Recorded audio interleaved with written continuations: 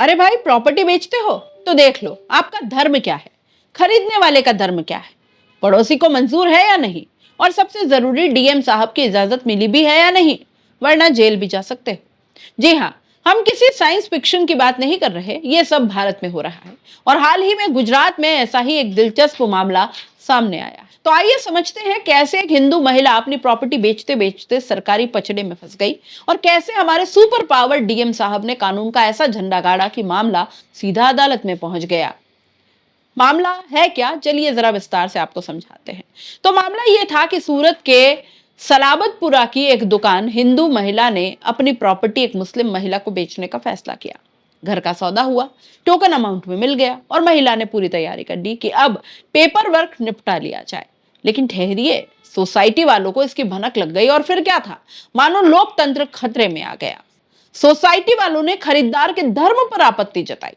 अब भैया, प्रॉपर्टी मालिक की नहीं हुई, धर्म और समाज की हो गई।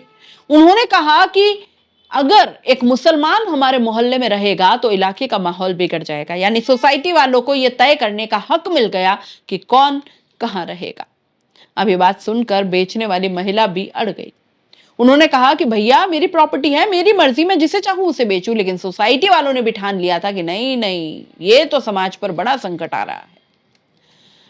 तो फिर मोहल्ले के जागरूक नागरिक चल दिए सीधा सूरत के कलेक्टर ऑफिस। उन्होंने शिकायत दर्ज करा दी, इस सौदे को रोका जाए, नहीं तो शांति भंग हो जाएगी साहब। डीएम साहब ने भी मौके की नजाकत को समझा और तुरंत फुरत डिस्टर्ब एरिया एक्ट का चाबुक चला डाला, और बस एक साइन से महिला की प्रॉपर्टी सील कर दी गई। सोचिए जरा, आज तक आपने घर खरीदने बेचने में पैसे, एग्रीमेंट, बैंक लोन और स्टाम्प ड्यूटी का झंझट सुना होगा। लेकिन अब एक नया पंगा जुड़ गया है, डीएम की परमिशन। अब ये डिस्टर्ब एरिया एक्ट नाम की चीज आखिर है क्या? 1991 में बना यह कानून कहता है कि अगर किसी इलाके को सरकार संवेदनशील घोषित कर दे तो वहां बिना डीएम की इजाजत कोई अपनी संपत्ति एक दूसरे धर्म के व्यक्ति को नहीं बेच सकता।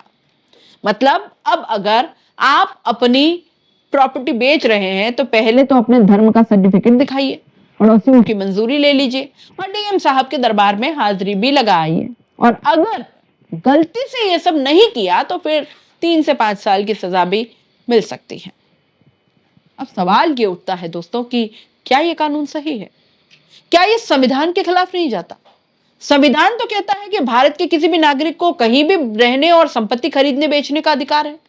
तो फिर ये कौन सा नया तरीका निकाला गया है? अब इस कानून को हाईकोर्ट में चुनौती दी गई है, क्योंकि ये संविधान के आर्टिकल 19 का खुला उल्लंघन करता है। और सुनिए, ये सिर्फ गुजरात में नहीं बल्कि पूरे देश में एक मिसाल बन सकता है। तो भाइयों और बहनों, अब प्रॉपर्टी खरीदने बेचने का पुराना सिस्टम भूल जाइए। आगे से मोहल्ले वालों की पंचायत बिठाइए, डीएम साहब के चक्कर काटिए, और फिर भी अगर हिम्मत हो तो बेच लीजिए। तो सवाल वही है, क्या भारत में प्रॉपर्टी बेचने के लिए अब नया धर्म आधारित सिस्टम लागू हो गया है? क्या यह कानून संविधान से ऊपर है? क्या प्रशासन को यह तय करने का हक है कि कोई अपनी संपत्ति किसे बेचे?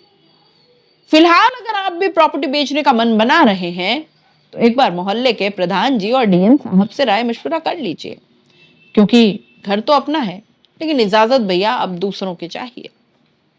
जाते जाते चैनल को लाइक, शेयर और सब्सक्राइब जरूर कर दीजिएगा, और इस पूरे मामले पर आप क्या सोचते हैं ये भी कमेंट बॉक्स में लिख भेजिएगा।